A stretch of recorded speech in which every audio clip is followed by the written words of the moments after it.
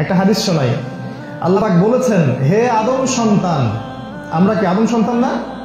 হে আদম সন্তান, আমার ইবাদতের জন্য সময় বের করো, আমার জন্য, আমার ইবাদতের জন্য সময় বের করো।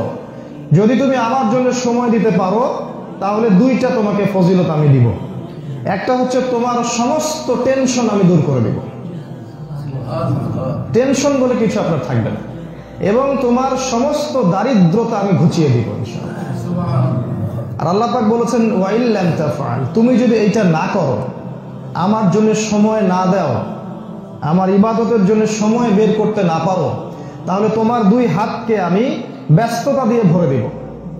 যখনই বলবেন ব্যস্ত আছি, আল্লাহ পাক ব্যস্ততা দিয়ে হাত ভরিয়ে দিয়েছেন, এটা আল্লাহর গজব।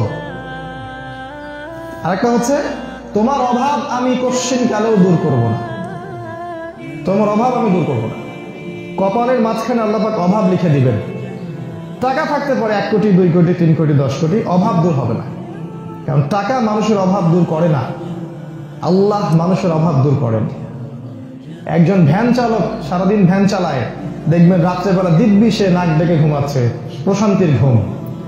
আর দেখবেন ব্যাংক ব্যালেন্সে crore crore, million billion dollar পড়ে আছে, ঘুম নাই, অশান্তি। তাই না? বাস্তবতা এগুলা। অতএব এটা আল্লাহর গজব। যদি আপনি আল্লাহর জন্য সময় দিতে না পারেন, আল্লাহ পাক আপনার হাতকে ব্যস্ততা দিয়ে ভরে দিবেন, আপনি সময় দিতে পারবেন না, তখন অভাব আল্লাহ কখনো দূর করবেন না।